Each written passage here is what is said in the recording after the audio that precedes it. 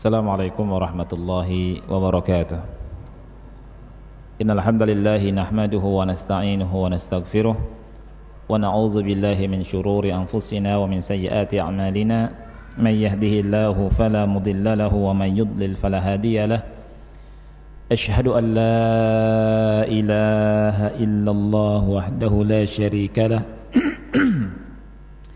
Wa ashhadu anna Muhammadan 'abduhu wa rasuluh. Ya ayyuhalladzina amanu taqullaha haqqa tuqatih wa la tamutunna illa wa antum muslimun. Ya ayyuhan nasu taqu rabbakumul ladzi khalaqakum min nafsin wahidah wa khalaqa minha zawjaha wa batha minhuma rijalan katsiran wa nisaa'a wattaqullaha alladzi tasaaluna bihi wal arham innallaha kana 'alaikum raqiba. يا أيها الذين آمنوا اتقوا الله وقولوا قولا سديدا يصلح لكم أعمالكم ويغفر لكم ذنوبكم ومن يطع الله ورسوله فقد فاز فوزا عظيما أما بعد فإن أصدق الحديث كتاب الله وخير الهدي هدي محمد صلى الله عليه وعلى آله وسلم وشر الأمور محدثاتها فإن كل محدثة بدعة wa kullu bid'atin dhalalah wa kullu dhalalatin finnar. Ahibati fillah, ikhwani wa akhwati fillah rahimani wa rahimakumullah. Pada kesempatan yang mulia ini kita akan melanjutkan pembahasan kita dari kitab Tafsiratul Anam bil Huquqi fil Islam, yang sekarang kita masuk pada hak yang ke-25, yakni tentang haqqur ra'i war ra'iyah, hak pemimpin dan hak rakyat. Hak pemimpin dan hak rakyat. Pada kesempatan yang lalu kita sudah membahas dua hak dari hak pemimpin, yakni wajib bagi pemimpin untuk berhukum dengan hukum yang adil dan tidak boleh berbuat zalim, tidak boleh menzalimi rakyatnya.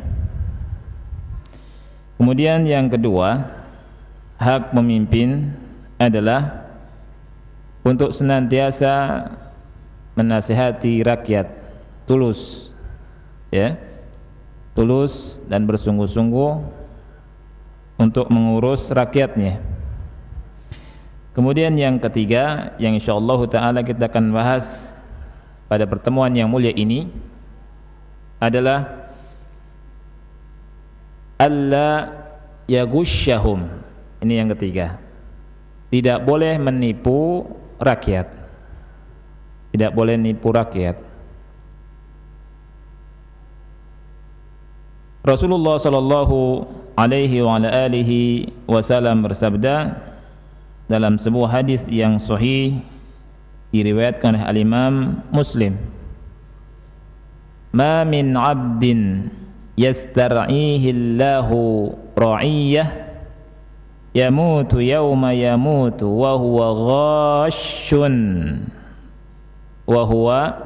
ghashun li ra'iyatihi illa harramallahu alaihi al-jannah." Beliau bersabda, tidaklah seorang hamba yang Allah berikan amanat menjadi pemimpin, mengurus urusan rakyat, kemudian dia mati dalam keadaan menipu rakyatnya, maka Allah haramkan atasnya surga. Jadi Allah haramkan pemimpin yang berlaku curang, yang menipu rakyatnya. Allah haramkan mereka masuk surga. Ini adalah ancaman yang berat, ancaman yang sangat keras dari Allah lewat lisan Nabi yang kita cintai, Nabi Muhammad sallallahu alaihi wasallam, kepada pemimpin-pemimpin yang curang. yang suka nipu rakyatnya. Apa ancamannya? Rasul sallallahu alaihi wasallam katakan, pemimpin yang seperti ini haram masuk surga. Sangat tegas Rasulullah SAW berkata, "Ma min 'abdin yastar'ihi Allahu ra'iyyah yamutu yauma yamutu wa huwa ghashun li ra'iyyatihi illa harramallahu 'alaihi al-jannah." Jadi pemimpin yang nipu rakyatnya, matinya dalam keadaan menipu rakyatnya, maka diharamkan atasnya surga, tidak masuk surga. Kalau diharamkan masuk surga, tempatnya di mana? Di neraka.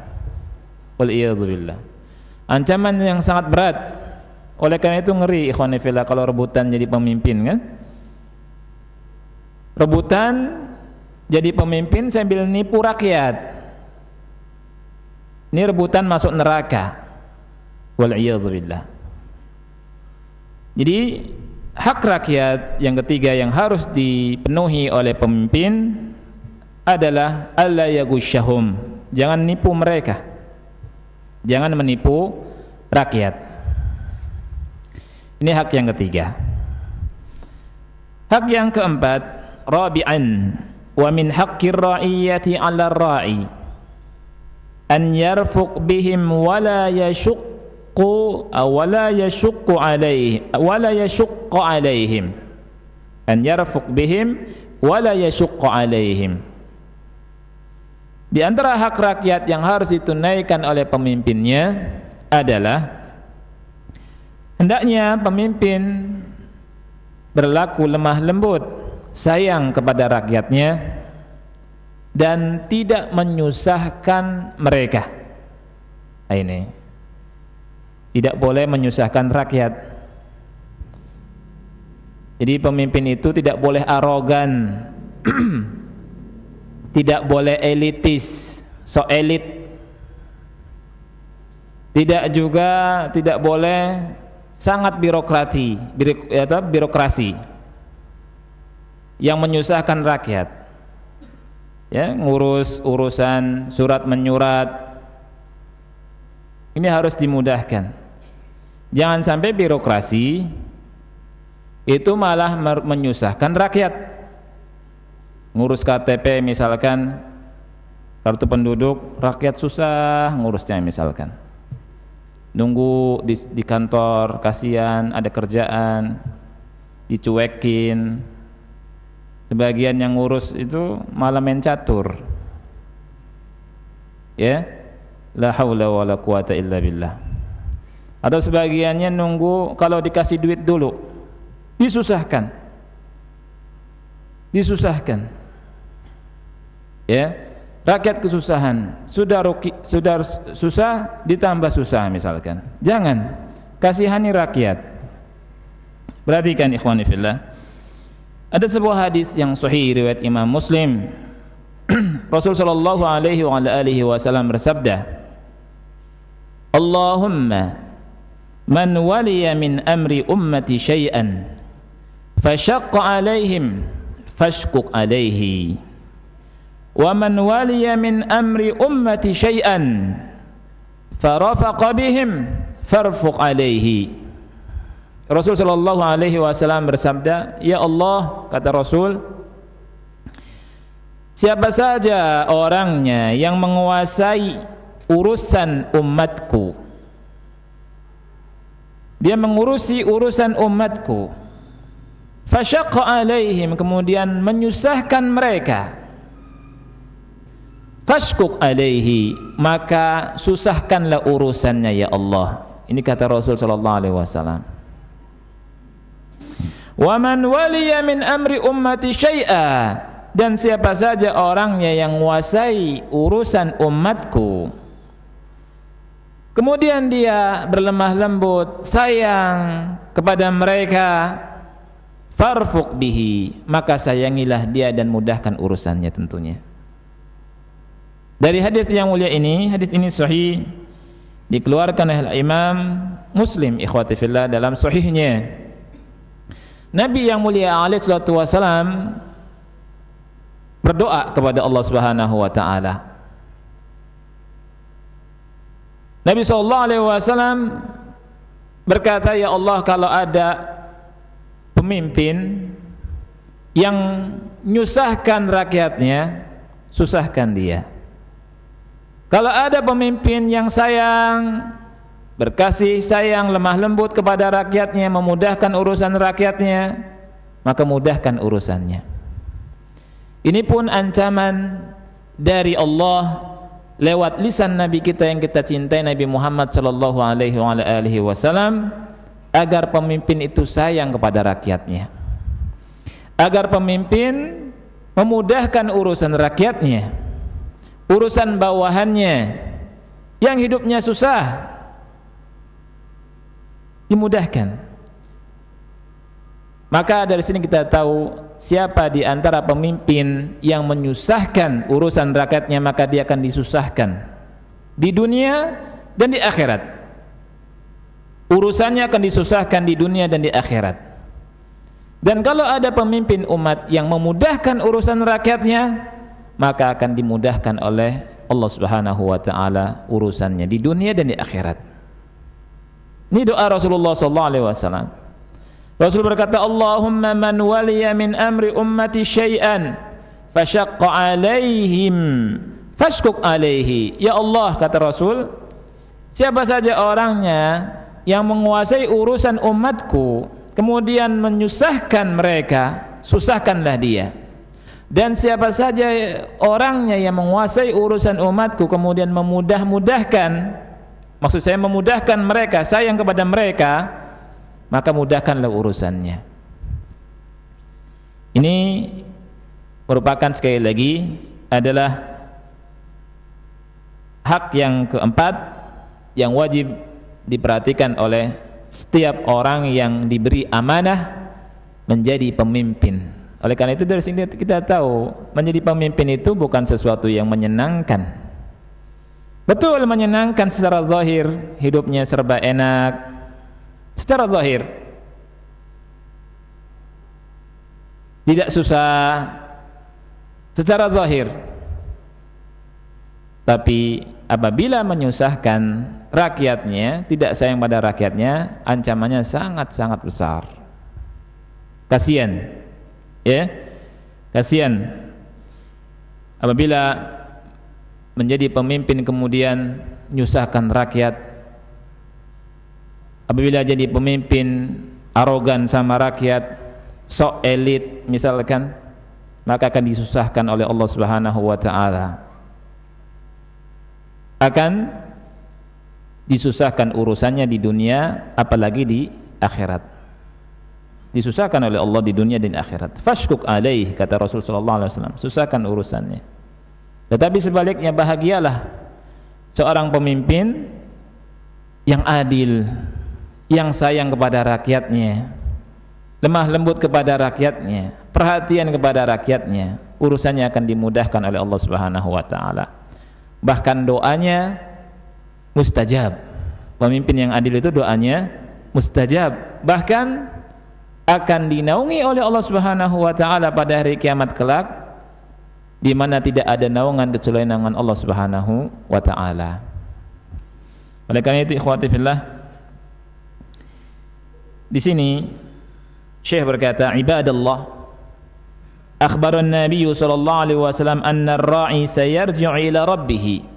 Nabi sallallahu alaihi wasallam menghabarkan bahwa pemimpin akan kembali kepada Rabb-nya, wa yakifu baina yaday rabbih, dan dia akan berdiri di hadapan Rabb-nya, wa yas'aluhu an ra'iyatihi allati istar'ahu 'alaiha, dan Allah akan bertanya, meminta pertanggungjawaban kepadanya tentang amanat yang diberikan kepadanya.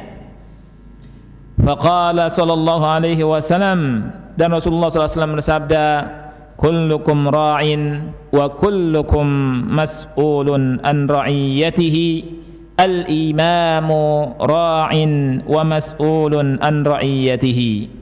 Setiap kalian adalah pemimpin dan setiap kalian diminta tanggung jawab dimintai pertanggungjawabannya atas apa yang dipimpinnya.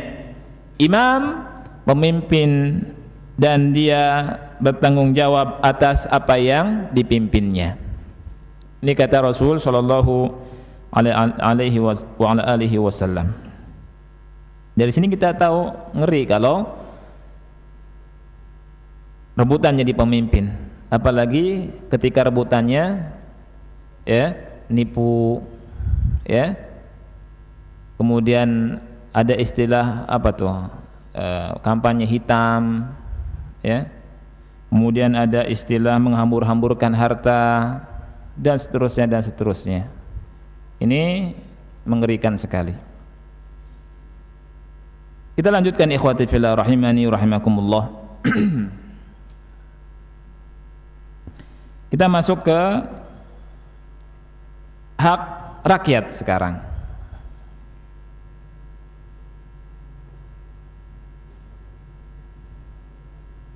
Maaf, hak pemimpin atas rakyatnya. Kalau tadi hak rakyat atas pemimpinnya, ada 4 ya. Sekarang hak pemimpin atas rakyatnya.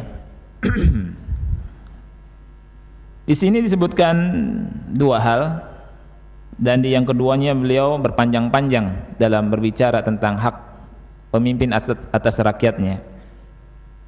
Yang pertama, an yasma'u lahu wa yuti'u ma lam ya'murhum bi ma'siyatillah. Ini hak pertama yang harus kita perhatikan. Kita punya pemimpin, hendaknya para rakyat mendengar dan taat kepada pemimpin selama tidak memerintahkan perbuatan maksiat. Selama tidak memerintahkan agar bermaksiat kepada Allah. Wajib bagi rakyat untuk mendengar dan untuk taat kepada pemimpin. Nah, kita hidup di mana nih? Di Indonesia. Ada pemimpin tidak? Ada. Wajib taat tidak? Wajib taat. Kecuali kalau mau tinggal di samudra, ya kan? Setiap daerah ada pemimpinnya. Di Malaysia ada pemimpinnya. Singapura ada pemimpinnya. Di mana lagi? Semua negara ada yang ngatur urusan rakyatnya. Negara ada rakyat. Karena ada sebagian kita hidupnya menghayal, seakan-akan nggak punya pemimpin. Bahkan yang lebih kacau lagi, semua pemimpinnya kafir. Oleh karena itu nggak boleh taat. Ya. Terus bingung, bikin KTP-nya gimana? Ya. Ini harus kita perhatikan. Jadi yang pertama, hak pemimpin kita adalah didengar dan ditaati perintahnya selama tidak memerintahkan maksiat.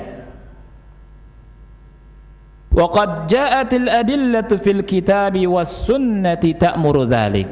Telah datang dalil-dalil dari Alkitab dan Sunnah memerintahkan tentang hal tersebut. Yang pertama, Allah berfirman, ya ayyuhalladzina amanu athi'ullaha wa athi'ur rasula wa ulil amri minkum. Wahai orang-orang yang beriman, taatlah kepada Allah, taatilah Rasul dan ulil amri, yakni pemimpin kalian. Sangat jelas sekali Allah Subhanahu wa taala memerintahkan kepada kita untuk taat kepada pemimpin. Tapi taat kepada pemimpin ikut kepada taat kepada Allah dan Rasulnya. Oleh karena itu atiullaha wa atiur rasul, kemudian wa ulil amri minkum, dan ulil amri di antara kalian. Fata'atuna liwulatil amri idh lam ya'muru bima'siyatillah ta'atun lillahi wa li rasulihi sallallahu alaihi wasallam wa qurbatun yataqarrabu biha al-'abdu ila rabbih. Ini yang harus diperhatikan oleh kita, hadirin Allah muliakan. ketaatan kita kepada para pemimpin selama mereka tidak memerintahkan kita berbuat maksiat kepada Allah merupakan ketaatan kita tentunya kepada Allah dan Rasul-Nya, dan merupakan qurbah dalam rangka mendekatkan diri.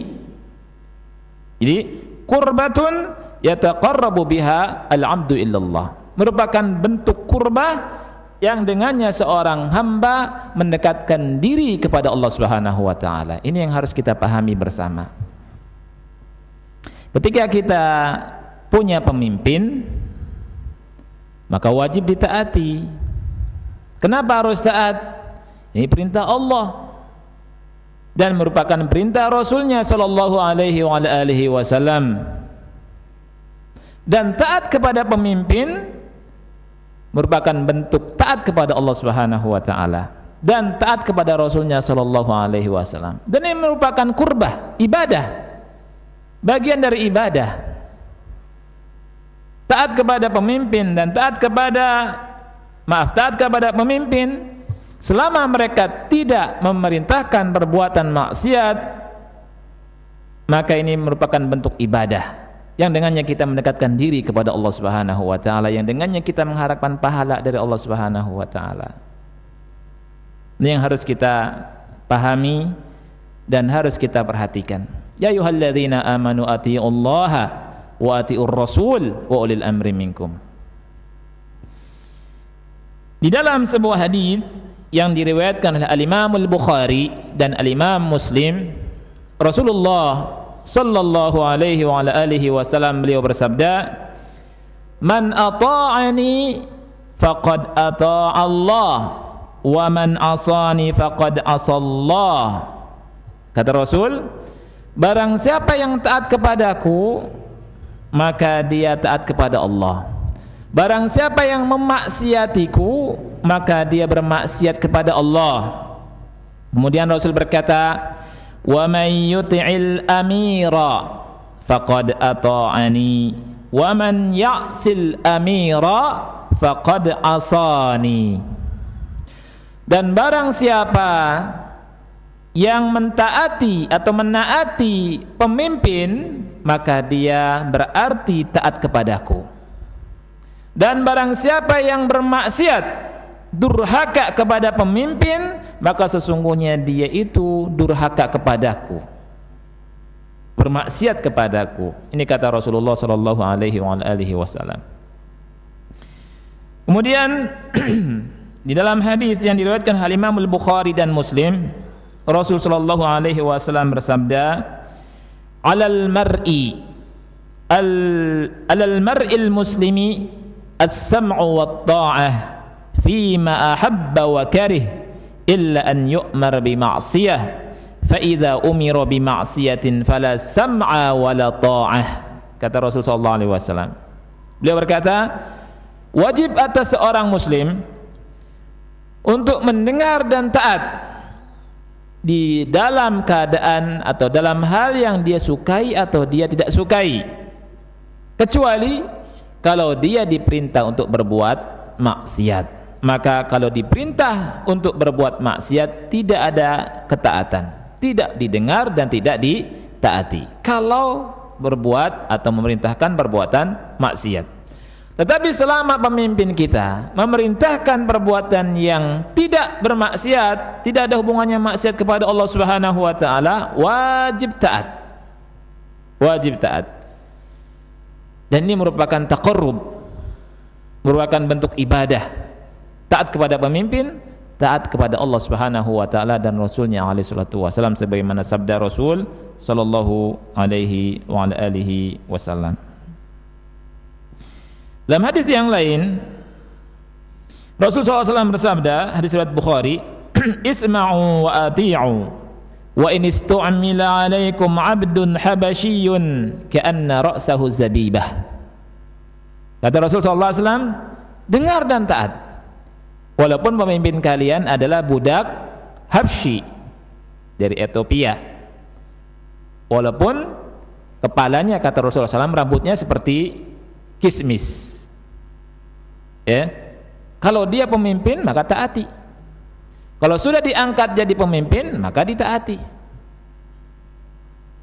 Siapapun pemimpinnya, kalau sudah diangkat jadi pemimpin, wajib hukumnya untuk kaum muslimin taat. Dan ini harus diperhatikan oleh kita kaum muslimin, karena kita kaum muslimin punya aturan. Yang bikin aturan adalah Allah Subhanahu wa taala. Karena kalau tidak ada ketaatan, maka rusaklah tatanan masyarakat, tatanan hidup dan kehidupan masyarakat. Ini hak yang pertama. Hak yang kedua, ikhwati fillah. Hak yang kedua ini sangat penting dan harus diperhatikan oleh kita semua. Harus dipahami, betul-betul dipahami. Karena kalau tidak, maka terjatuh kepada firqah yang sesat, pemahaman yang sesat. Dan insyaallah saya akan bacakan bagaimana ulama memberikan peringatan yang sangat keras tentang masalah ini. Thaniyan, yang kedua, wa min haqqir ra'i 'ala ra'iyatihi at-tanasuhu fima bainahum wa bainahu wa la yakunu dhalika amaman nas. Di antara hak pemimpin yang harus ditunaikan oleh rakyatnya adalah at-tanasuh fima bainahum wa bainahu, saling beri nasihat, dikasih nasihat. Kalau misalkan rakyat melihat pemimpinnya salah, kasih nasihat. Dan itu hak pemimpin yang harus kita tunaikan. Tapi bagaimana cara ngasih nasihatnya? Wala yakunu dzalika amaman nas. Hal tersebut tidak boleh di depan manusia. Ya.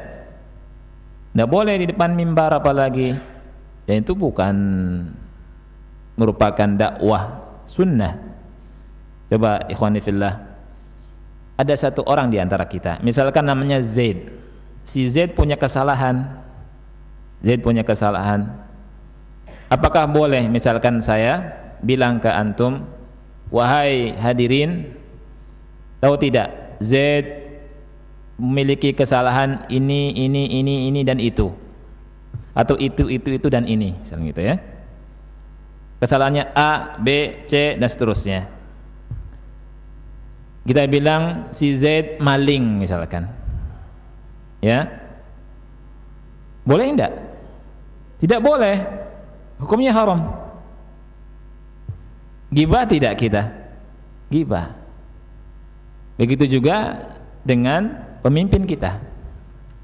Apalagi pemimpin dengan rakyat jelata saja, itu hukumnya haram kita berbicara di depan manusia, gibahi, apalagi pemimpin yang perkaranya harus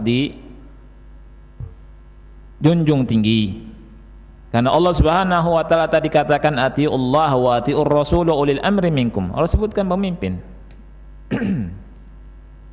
Ikhwati fillah rahimani wa rahimakumullah.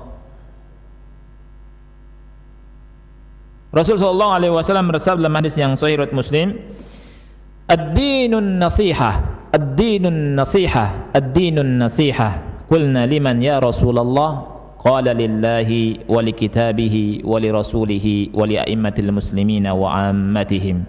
Kata Rasul, agama itu nasihat, agama itu nasihat, agama itu nasihat. Para sahabat berkata, kami berkata, bagi siapa wahai Rasulullah? Bagi Allah, bagi Rasulnya, bagi a'immatil muslimin dan orang-orang awamnya, yakni rakyatnya.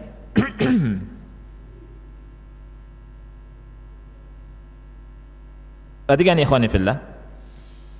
Wa idza qassara ar-ra'i fi haqqi ra'iyatihi wa lam yu'tiha haqqaha wasta'thara ad-dunya li nafsihi waqtarafa adh-dhunuba wal ma'asi fahal lil ummati an takhruja 'alaihi bisayf.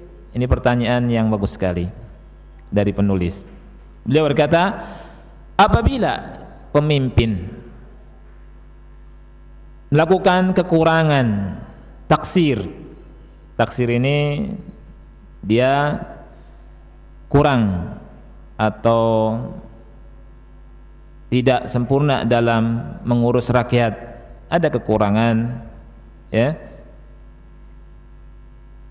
dalam menunaikan hak rakyatnya, tidak memberikan hak rakyatnya. Misalkan dia mengutamakan dunia untuk dirinya sendiri, kemudian melakukan perbuatan dosa dan maksiat. Pertanyaannya, fahal lil ummati an takhruja alaihi bisayf? Apakah boleh bagi umat, bagi rakyat keluar dari ketaatan kepadanya, alias memberontak dengan pedang, dengan senjata? Ini pertanyaan. Dan pertanyaan ini insyaallah kita lihat jawaban dari penulis, dari Syekh, yang beliau sebutkan dalil-dalilnya dari sunnah Nabi yang mulia alaihi salatu wassalam. Kemudian beliau sebutkan perkataan-perkataan ulama.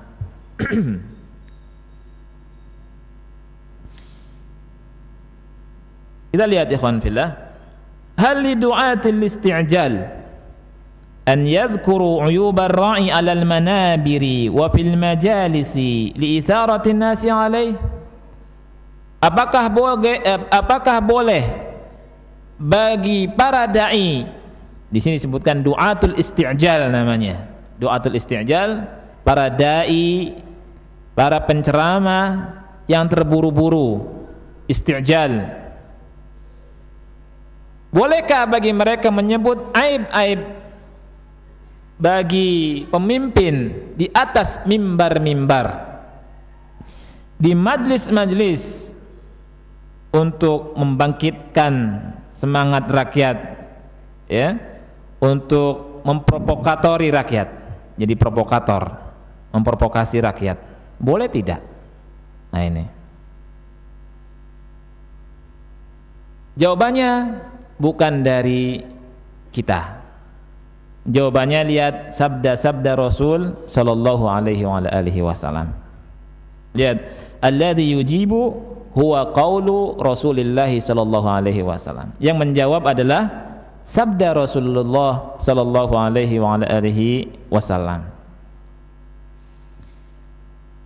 Qala sallallahu alaihi wasallam, Rasulullah SAW bersabda dalam hadis yang sahih diriwayatkan oleh Imam Al-Bukhari dan Imam Muslim.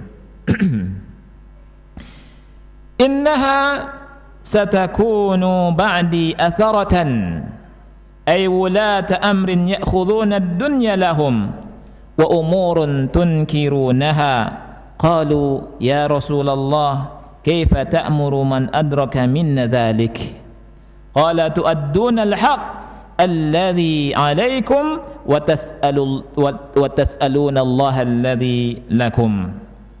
Lihat ikhwani fillah, kata Rasulullah SAW, sesungguhnya setelahku nanti akan ada atharah.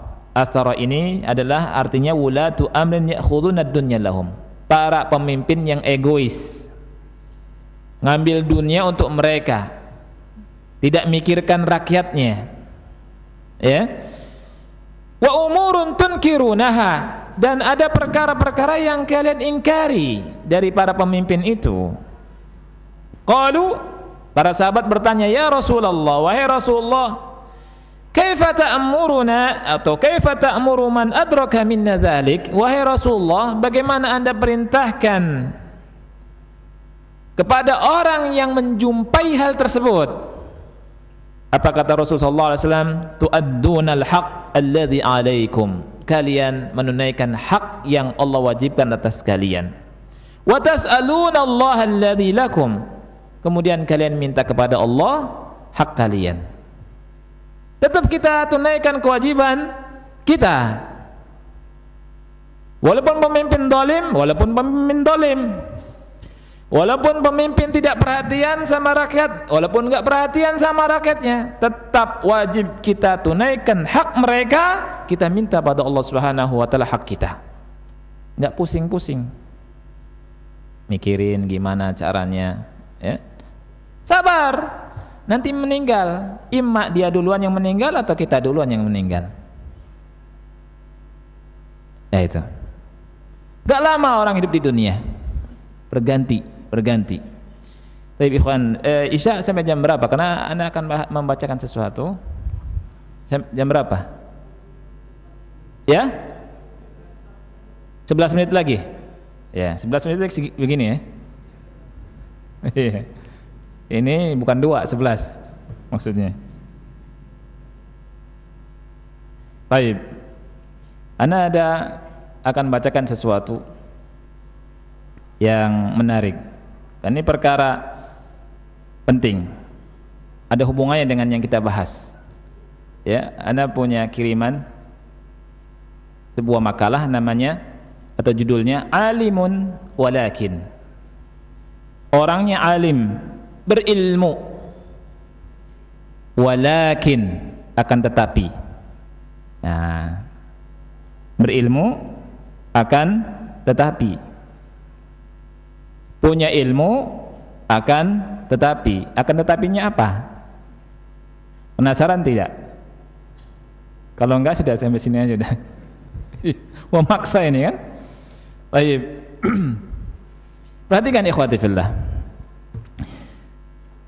Di abad yang kedua ada seorang alim bernama Al-Hasan bin Saleh bin Hay Al-Hamadani.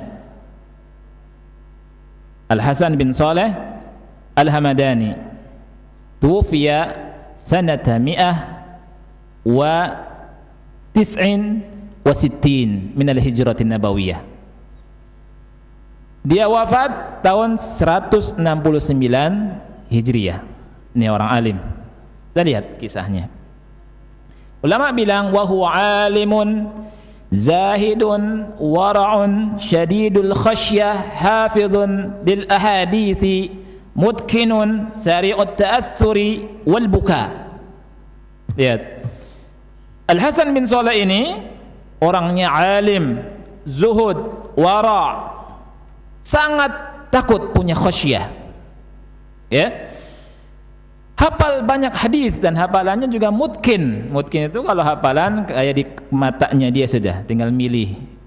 Ya. Dan mudah menangis. Mudah menangis. Namanya siapa? Al-Hasan bin Saleh. Dan dia hidup sejaman dengan ulama-ulama sejamannya yang terkenal dari kalangan ulama ahli sunnati wal jamaah. Di antaranya adalah Sufyan Ats-Tsauri rahimahullahu taala. Kana min ruwatil hadis. Orang ini termasuk perawi hadis.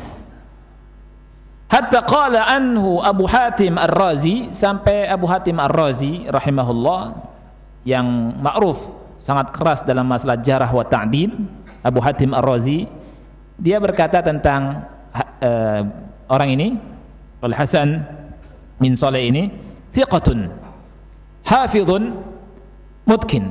Thiqah, hafid dan mutkin. Pujian kan? Pujian. Di antara perkaranya yang menakjubkan, ikhwani fillah, pernah suatu saat Yahya bin Abi Bukair pernah berkata kepadanya, "Sif lana ghuslal mayyit." Coba sifatkan kepada kami bagaimana cara memandikan mayit. Ya, tunjukkan, tolong berikan contoh pada kami gimana cara memandikan mayit. Fama qadira alaihi minal buka. Dia tidak sanggup melakukannya karena apa? Nangis. Ingat ada kalimat mayit, nangis, takut mati. Mudah takut, mudah menangis. Kemudian di antara perkara yang menakjubkan, Abu Sulaiman Ad-Darani, beliau pernah berkata, "Ma ra'aitu ahadan al-khawfu wal khushu'u azharu ala wajhi min al-Hasan ibn Saleh." Saya tidak pernah melihat seseorang yang rasa takut dan kekhusyuannya itu ada terlihat pada wajahnya daripada Al-Hasan bin Saleh. Gak pernah lihat siapapun kecuali dia orang yang khusyuk dan takut pada Allah Subhanahu wa taala. Kemudian di antara perkara yang menakjubkan waraknya dia pernah berkata kepada orang yang ingin membeli budaknya. Dia bilang, innaha tanakhamat indana marratan daman. Dia pernah keluar darah di mana? Dari setelah dia keluarkan ludah dan keluarkan ingusan darah, mimisan. Karena apa? Takut kalau nipu. Subhanallah. Wara, ya. Zaman sekarang sebagian orang mana ada begitu, jual saja, malah aibnya ditutup. Ya. Nah ini. Dan dia ikhwani fillah itu sholat malamnya sangat kuat. Jadi kana yuqsimul lail bainahu wa baina ummihi wa baina akhihi. Ya. Falamma matat ummuhu qasamahu bainahu wa baina akhihi. Falamma mata akhu qama al-laila kullahu. Lihat, di malam hari, malam itu dibagi 3. Dia, ibunya, dan saudaranya. Salat supaya satu malam itu tidak lepas dari salat di rumahnya. Ketika ibunya meninggal, dia sama saudaranya. Ketika saudaranya meninggal, dia salat malam 1 malam penuh. 1 malam. Supaya malam itu di rumahnya tidak kosong dari ibadah. Nah. Sampai Abu Zur'ah Ar-Razi berkata, ijtama'a fihi itqanun wa fiqhun wa ibadatun wa zuhdun. Terkumpul pada Al-Hasan bin Saleh itqan, fikih, ibadah dan zuhud. Pujian-pujian yang luar biasa. Lihat. Tetapi, nah ini tetapinya di sini. Kan pertamanya apa? Alim. Ya kan? Alim. Tetapi, kita lihat tetapinya. Walakin wa ma'a jami'i ma taqaddam illa anna a'immatas salaf fil ilmi waz zuhdi inqalabu alayhi wa badda'uhu wa hadzaru minhu wa minhum man taraka riwayata ahadithihi. Tetapi dengan sejumlah kebaikan yang dimiliki yang telah lalu kita tahu, a'immatus salaf, para ulama salaf itu berubah pandangan. Ya. Mereka membid'ahkan orang ini. Mereka mewanti-wanti manusia dari dia. Dan di antara mereka sampai ada yang meninggalkan riwayat hadisnya. Hatta balagha tashdid wa tashni' a'immatis salaf alaih, sampai sebagian a'immah salaf ikhwan fillah seperti Ahmad bin Yunus sampai berkata apa? Lau lam yulad Al-Hasan ibn Saleh lakana khairan lahu. Sampai berkata demikian ulama. Kalau seandainya Hasan bin Saleh tidak dilahirkan, lebih baik baginya. Sampai seperti itu. Seandainya Hasan bin Saleh ini enggak lahir, itu lebih baik buat dia. Saking apanya? Kerasnya. Taib. Pertanyaannya adalah madzan buhu, apa dosanya? Itu. Apa dosanya? Dia sampai ditahzir, diperingati oleh para ulama manusia dari orang ini. Padahal alim, padahal thiqah, zuhud, ahli ibadah, wara. Apa dosanya ikhwani fillah rahimanirkumullah? Apa dosanya? Dosanya ternyata cuma satu. Yakni apa? Annahu ajazal khuruj ala waliyil amril zalim. Cuma ini. Dosanya, dia ini membolehkan keluar dari ketaatan kepada pemimpin yang zalim. Bas hadza. Cuma ini saja. Padahal dia tidak ikut keluar dari ketaatan. Padahal dia tidak ikut berontak. Cuma dia punya pendapat apa? Boleh enggak taat, boleh enggak taat. Terhadap pemerintah yang zalim, terhadap pemerintah yang zalim. Kita lihat. Lam yakhruj, dia tidak keluar. Walam yanshur qawlahu, dan dia tidak menyebarkan pendapatnya ini. Walam yahussun nas 'alal khuruj, dan tidak membuat tidak jadi provokator untuk bikin membangkitkan manusia, tidak. Tapi ulama meninggalkannya. Qala Az-Zahabi anhu, Al-Imam Az-Zahabi berkata tentangnya, kana yara al-khuruj ala umara'i zamanihi li dhulmihim wa jurihim walakin ma qatala abadan. Wa qala Az-Zahabi anhu huwa min a'immatil Islam laula talabbusu bi bid'ah. Dia berkata apa? Al-Imam Az-Zahabi berkata, dia punya pendapat bolehnya keluar dari ketaatan terhadap pemimpin zamannya karena kezalimannya, walaupun dia tidak ikut berperang. Dan dia, kata Imam Az-Zahabi, dia termasuk a'immatul Islam. Dia akan menjadi a'immatul Islam kalau tidak ada bid'ah ini. Kalau tidak ada apa? Keyakinan yang bid'ah ini. Lihat ikhwan fillah. Jadi ulama tidak bermujamalah, tidak basa-basi dalam masalah ini.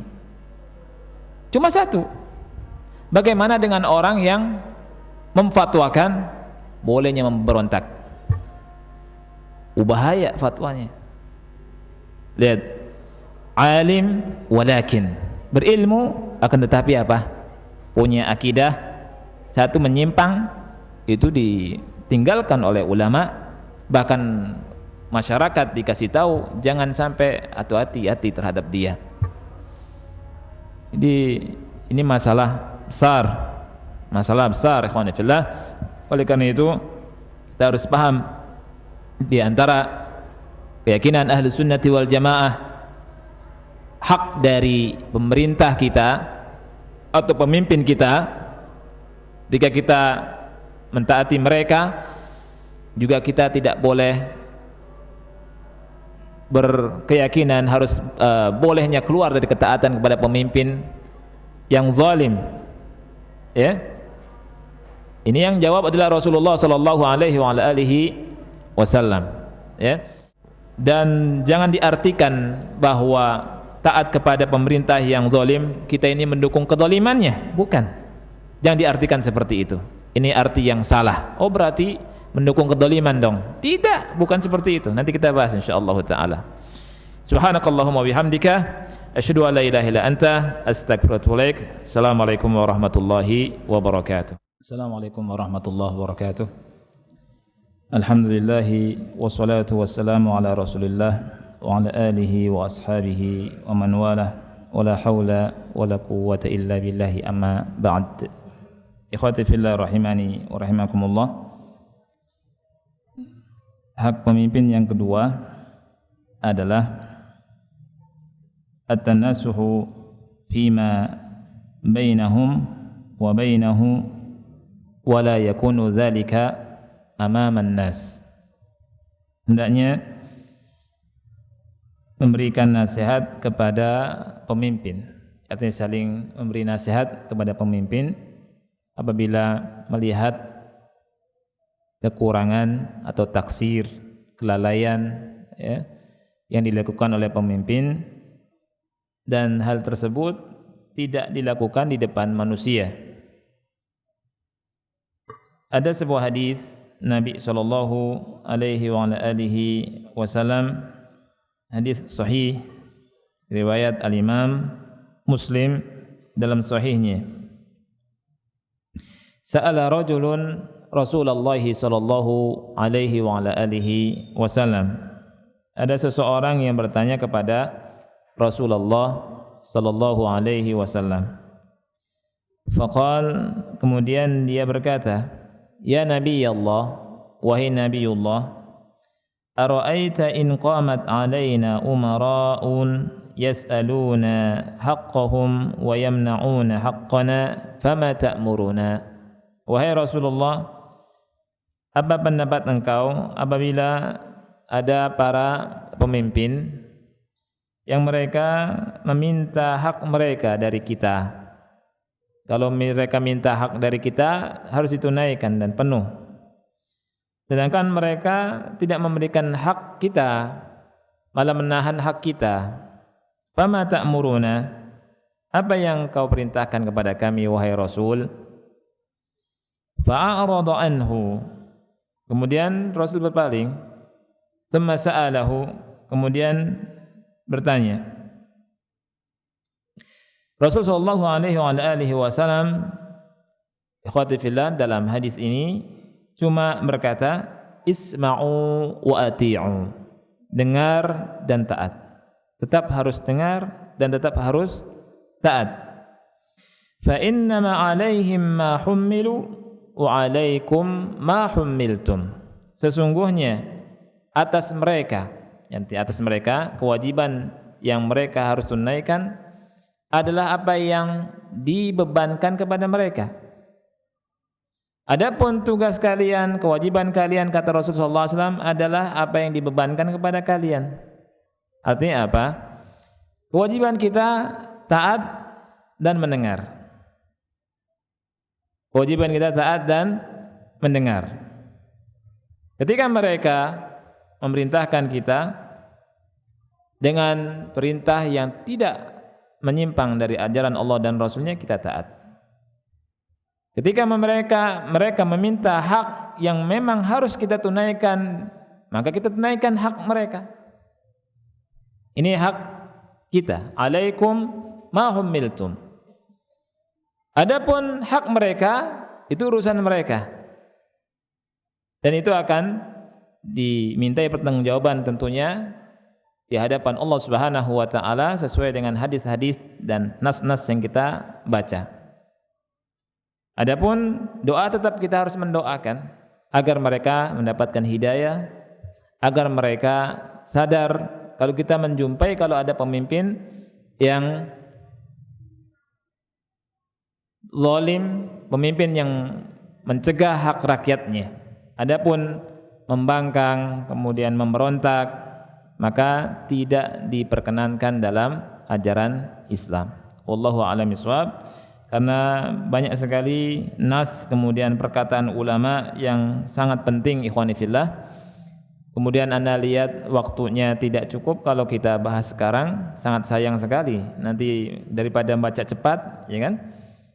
Itu sangat sayang sekali. Oleh karena itu 2 halaman lebih Ana tunda untuk pertemuan berikutnya insyaallah taala, ditambah dengan Ana lihat aqwal ulama yang lain atau faedah-faedah yang lain dari ulama insyaallah taala tentang masalah rakyat dan pemimpin. Karena ini sesuatu yang sangat penting sekali. Jadi dari sini kita tahu bahwa hak rakyat itu minimalnya kita tahu ada 2, ya. Yang pertama taat, mendengar dan taat dalam hal yang bukan maksiat. Dan ketaatan kita pada pemimpin merupakan ibadah. Ketaatan kita pada pemimpin merupakan qurbah, taqarrub kita pada Allah Subhanahu wa taala. Kita taat, kita mencari pahalanya dari Allah Subhanahu wa taala.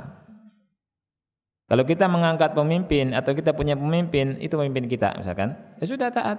Ketika memerintahkan dalam hal yang ma'ruf, dan ketika kita taat dapat pahala dari Allah Subhanahu wa taala. Karena apa?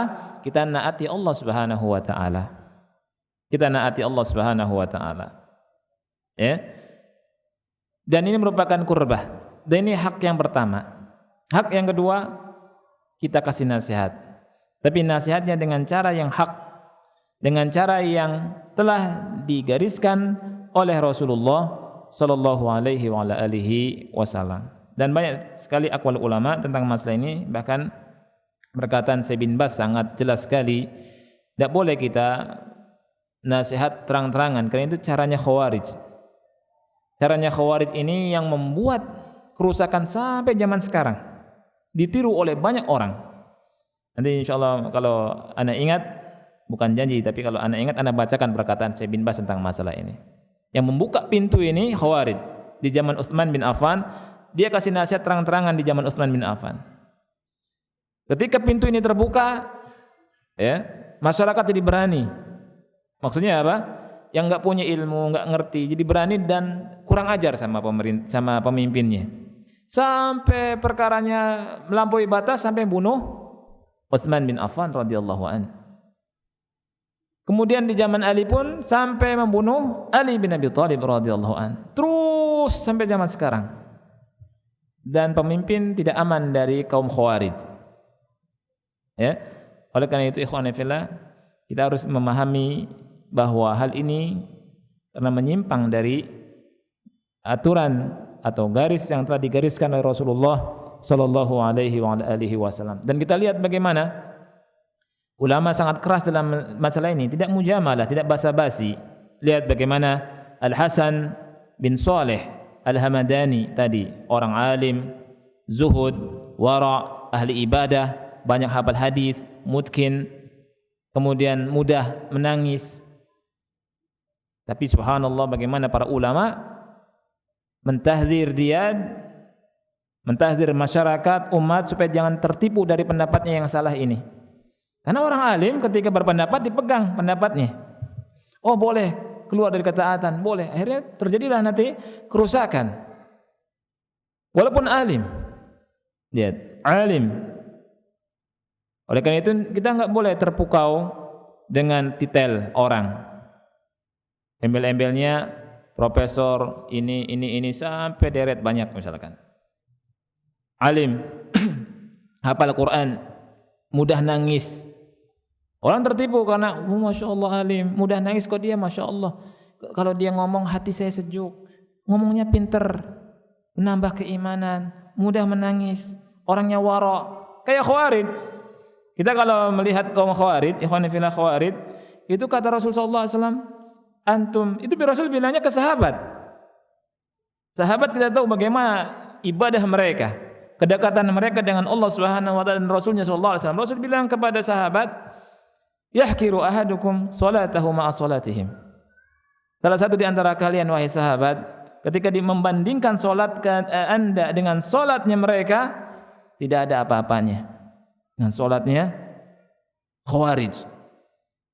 Siamnya juga demikian, sampai pucat-pucat muka wajah dan mereka karena saking ahli ibadahnya. Salat malamnya jangan ditanya. Hafal Qur'annya, baca Qur'annya jangan ditanya. Seperti Abdurrahman bin Muljam. Tetapi,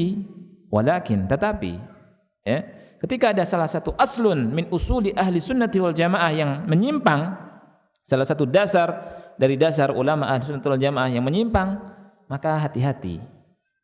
Maka kita harus berhati-hati tentangnya. Baik, barakallahu fikum, mungkin ini saja dan kita buka tanya jawab ya. Kalau ada pertanyaan silakan.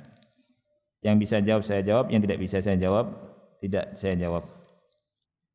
Bagaimana sikap kita terhadap ikhwah yang sudah bertobat dari sikap melawan pemerintah melalui demo dan tulisan dan keluar dari organisasi liberal yang suka mendemo pemerintah?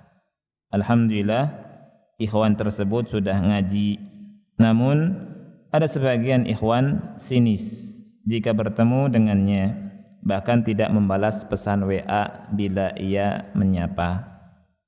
Ya. Sikap kita pertama bersyukur pada Allah Subhanahu wa taala, senang akan ada orang yang kenal dapat hidayah sunnah. Karena hidayah sunnah ini mahal. Hidayah sunnah ini mahal. Ketika ada ikhwah yang sadar dan ngerti bahwa apa yang dilakukan dari demo kemudian menentang pemerintah ya, seperti yang disebutkan tadi, maka kita senang, bahagia. Ya.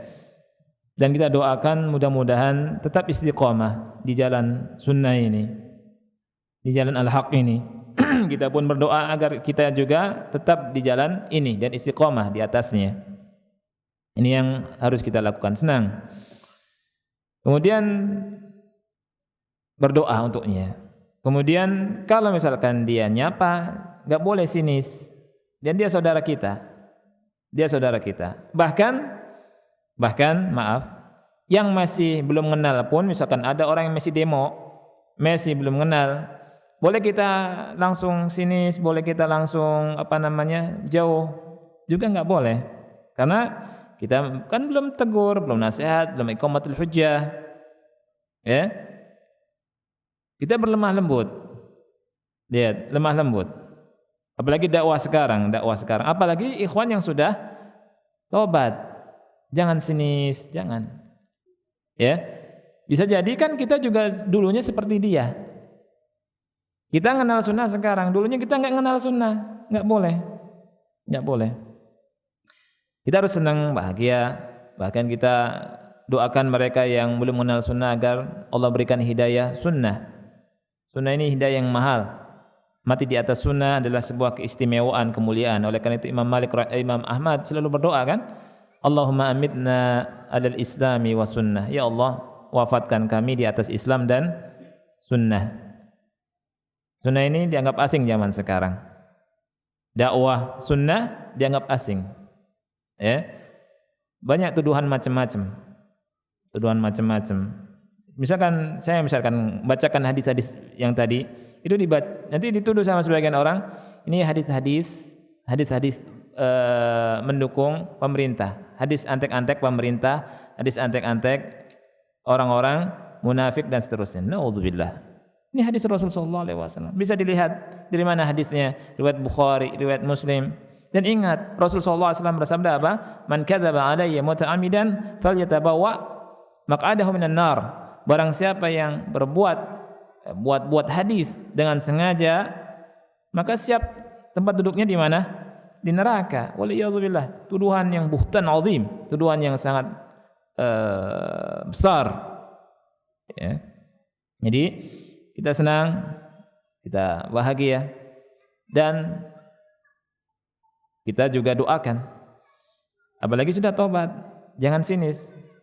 Dia nyapa, dia assalamualaikum, kita waalaikumsalam jawab. Apalagi ikhwan ini yang belum saja, kita harus lemah lembut. Ya, lemah lembut. Hukum asal lemah lembut karena kata ulama zaman sekarang ini zaman lemah lembut harusnya. Kenapa? Kebodohan di mana-mana. Lihat Musa sama Harun ketika diperintahkan oleh Allah untuk dakwah, idhaba ila fir'auna innahu tagha faqula lahu qawlan layyina la'allahu yatadzakkaru aw yakhsha. Wahai Musa dan Harun, idhaba, pergilah kalian berdua kepada Firaun, innahu tagha, dia melampaui batas. Faqula lahu qawlan layyina la'allahu yatadzakkaru aw yakhsha. Ucapkan, dakwahi dengan perkataan yang lemah lembut, bisa jadi dia yatadzakkar, ingat, dan dia takut kepada Allah Subhanahu wa taala. Nah ini. Dan Rasulullah SAW pernah berkata, "Inna rifqa la yakunu fi syai'in illa zanah, wa la yunza'u min syai'in illa syanah." Hadis riwayat Imam Muslim. Sesungguhnya lemah lembut itu tidaklah ada pada sesuatu melainkan pasti akan menghiasinya. Dan tidaklah ada dicabut dari sesuatu melainkan akan apa? Melainkan akan merusaknya. Nah, kalau ada saudara kita yang alhamdulillah mengenal sunnah, kita senang, bahagia. Dia salam, kita sambut dengan senyuman. Bukankah Rasulullah SAW bersabda tabassumuka fi wajhi akhika shadaqah? Senyumnya Anda itu kepada saudara Anda adalah apa? Sedekah. Apalagi dia mengenal sunnah dan tobat. Ya, oleh karena itu digandeng, jangan malah jauh. Nah, Ustaz, apa ana harus taat kepada Bapak RW yang pada saat itu beliau mengundang ana untuk kerja bakti persiapan acara yang menyimpang, ya. Kalau tahu acaranya menyimpang, ya, maka tidak ada ketaatan dalam tadi kan? Tidak ada ketaatan dalam apa? Perkara yang maksiat. Tetapi enggak boleh kita apa? Berontak, ya. Tidak boleh kita demo, ayo kita turunkan Pak RW. Ya? Karena Pak RW-nya adalah memerintahkan kita perbuatan yang bid'ah, maksiat, jangan. Ya? Ya, kita baik-baik bicara sama Pak RW. Pak RW, ini saya yakinnya ini acara enggak sesuai dengan sunnah, ya. Dan saya minta maaf enggak ikutan. Ya. Jadi kalau ada acara yang mubah, yang sesuai dengan sunnah, saya nomor 1. Nah gitu. Santunan anak yatim nih, gitu ya. Buat hal-hal yang bagus nih. Nomor 1 kerja bakti, jalan kerja bakti. Nah gitu. Ini bagus. Tapi kalau untuk acara dangdutan misalkan, atau acara bid'ah, ya, la ta'ata li makhluqin fi ma'siyati al-khaliq. Tidak ada ketaatan bagi makhluk dalam memaksiati Al-Khaliq. Dan ngerti insyaallah. Kalau RW-nya muslim ngerti. Kita datang baik-baik, ini tidak sesuai dengan sunnah. Ya. Apalagi antum kan Masya Allah jenggotan kebanyakannya kan. Kemudian pakaiannya insyaallah pakaian yang dikenal syar'i. Nanti saya enggak acara ini enggak sesuai. Oh iya enggak apa-apa. Tapi yang hormat. Ya, tapi hormat insyaallah biiznillah. Ya. Wa fis sarahati rahah. Ada istilah wa fis sarahati rahah. Dalam keterus-terangan itu ada ketenangan. Terus terang saja. Ini enggak sesuai. Saya enggak ikutan. Tapi saya enggak ini ya, enggak galak. Gitu. Senyum. Insyaallah biiznillah tidak ada apa-apa. Apakah seorang guru boleh membuka aib salah seorang muridnya dengan tujuan agar murid tersebut malu dan tidak mengulangi lagi dan sebagai peringatan kepada murid lainnya? Jazakallah khairan. Enggak boleh buka aib, ya. Enggak boleh buka aib siapapun, hatta itu muridnya. Dan kita harus tahu bahwa maksiat ada dua. Maksiat yang dilakukan dengan secara sembunyi-sembunyi, maksiat yang dilakukan secara jahara, dengan terang-terangan. Ya. Maksiat yang dilakukan dengan sir, dengan sembunyi-sembunyi, setiap manusia pasti jatuh kepada maksiat tersebut. Ya kan? Tidak ada makhluk atau manusia di atas muka bumi yang terlepas dari kesalahan. Bukankah Nabi SAW bersabda bahwa manusia itu khata', kullu bani Adam khata'un. Setiap bani Adam itu terjatuh pada kesalahan. Wa khairul khata'in at-tawwabun. Sebaik-baik orang yang melakukan kesalahan, orang yang bertobat. Kita lihat, ada orang zahirnya saleh, baik zahirnya, Masya Allah, ahli ibadah. Suatu saat kita lihat dia jatuh pada kesalahan, pada dosa. Apa yang kita lakukan? Tutup. Itu haknya dia, kita tutup. Karena apa? Bisa jadi orang itu lagi terpeleset. Kita melihat, oh, kok dia jatuh pada kesalahannya, maksiat. Apa yang antum lakukan? Tutup. Jangan senang, wah ini kesempatan nih, ya. Saya sebarkan maksiatnya, saya sebarkan aibnya. Besok paginya, tahu nggak ikhwan, fulan ternyata di depan manusia baik, ternyata di belakang dia begini-begini. Boleh nggak? Nggak boleh, haram. Haram hukumnya. Menyebarkan aib seseorang haram. Itu. Kalau maksiatnya sembunyi-sembunyi, dia pun malu, kan gitu. Orang tersebut malu. Beda dengan orang yang melakukan maksiat secara jihara. Kan Rasul bilang kullukum mu'afan illal mujahirun. Setiap kalian diampuni kecuali orang yang melakukan maksiat karena apa? Terang-terangan jihar. Kalau ini la karamata lahum, tidak ada kemuliaan bagi mereka kalau seperti ini. Ada orang minum minuman keras di siang hari bolong di jalan. Klok. Ayo baok misalkan. Sambil sayek-sayek miring-miring jatuh puk. Ya. Nah kalau misalkan dia melakukan kemungkaran terang-terangan, tidak ada karomah bagi dia. Boleh kita katakan, jangan seperti dia. Ada yang datang ke situ, jangan dekati dia. Ya. Terang-terangan kita, fulan suka baok. Baok, mabok. Ya. Ini istilah Cirebon dulu waktu saya baok, mabok. Ya. Atau ada orang terkenal rusak. Terkenal misalkan suka ngutang enggak bayar. Nah, ini kan? Itu juga bahaya. Sama si fulan ngutang enggak bayar. Si fulan ngutang enggak bayar. Si fulan ngutang enggak bayar. Si fulan semua diutangin enggak bayar. Kesel kan yang enggak bayar kan? Apalagi yang miskin. Aduh, saya sudah seadanya duit ini tapi enggak mau dibayar sama dia. Saya minta susah kan gitu. Nah, kalau ini juga boleh. Awas, fulan begini sifatnya. Antum nanti kena. Begitu. Ini boleh. Kalau ini. Ini boleh. Ya. Nah, ini jadi harus dilihat. Nah, kalau ada murid, dilihat dulu.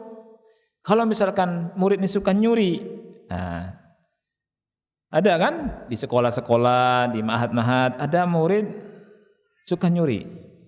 Ya. Pas ketahuan nyuri ya? Ya. Kebiasaan nyuri, sudah biasa nyuri kan gitu. Boleh kita katakan nih si fulan suka nyuri, hati-hati ya. Nah, ketika ada dia kan hati simpen. Ya, atau lebih bagusnya kalau ini penyakit susah keluarin. Ya, keluarin. Nah itu. Jadi lihat jenis pelanggarannya, lihat jenis aibnya, jangan langsung disebarkan tapi lihat dulu. Nah itu. Kalau kita sebagai pemimpin, sementara yang kita pimpin tidak melaksanakan apa-apa yang menjadi hak pemimpin, apa yang harus dilakukan? Apa pemimpin menanggung dosa yang dipimpin bila yang dipimpin bermaksiat dan tidak menurut pemimpin? Tidak. Ya, tidak menanggung dosa yang dipimpin. Ya. Lihat kata Rasulullah SAW, fa inna ma 'alaihim ma hummilu wa 'alaikum ma hummiltum. Bagi mereka, yakni pemimpin, kewajiban. Dan bagi kalian juga ada kewajibannya. Ketika pemimpin sudah menunaikan kewajiban betul-betul sesuai dengan aturan apa yang diinginkan oleh Allah dan Rasulnya sallallahu alaihi wasallam, umatnya atau rakyatnya yang taat sabar. Ya. Sabar, doakan. Insyaallah dapat pahala besar. Nah itu. Dan rakyatnya tentunya berdosa. Dan ini merupakan pembangkangan. Ya, berdosa. Nah, apakah boleh apabila kita tidak bayar pajak? Nah, tentang masalah ini ikhwani fillah, ya. Ada sebagian orang yang bilang, "Wah, pajak kan memang enggak boleh. Pajak enggak ada dalam Islam. Pajak enggak ada dalam Islam dan dosanya besar." Ya. Bolehkah kita enggak bayar pajak? Kemudian kalau misalkan kita otak-atik itu supaya enggak bayar pajak dan seterusnya, enggak boleh. Enggak boleh. Ya. Karena mudarat. Oleh karena itu kita perhatikan masalah ini. Karena ada sebagian orang mengatakan, dah kan pemerintah zalim ngambil pajak kita, kita pun boleh ngambil hak kita. Akhirnya nyuri itu, nyuri sedikit-sedikit, ya. Kemudian biarlah, kan ini bagian daripada ganti rugi misalkan begitu. La haula wal quwwata illa billah. Tidak seperti ini ya. Maksiat jangan dibalas dengan maksiat, kedzaliman jangan dibalas dengan kedzaliman, ya. Wallahu a'lam bishawab. Ini saja yang bisa kita sampaikan, sudah jam 8. Mudah-mudahan sedikit bermanfaat dan insyaallah kita lanjutkan lagi beberapa hadis dan perkataan para ulama tentang apa yang kita bahas karena belum selesai. Kita akhiri subhanakallahumma bihamdika asyhadu an la ilaha illa anta astaghfiruka wa atubu ilaik. Wassalamualaikum warahmatullahi wabarakatuh.